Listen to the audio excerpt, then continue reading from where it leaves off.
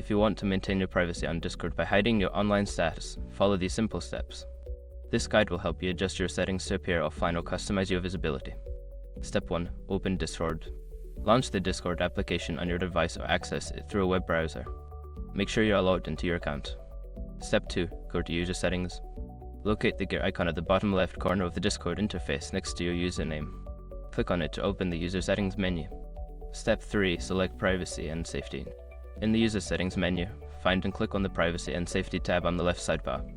This section contains various settings related to your account's privacy. Step 4. Adjust online status. Look for the Activity Status section. You can toggle the visibility of your online status by selecting Invisible. This setting will make you appear offline to other users. Step 5. Save changes. Once you have selected the desired status, simply close the User Settings menu. Your changes will be saved automatically, and you will now appear offline to your friends and other users.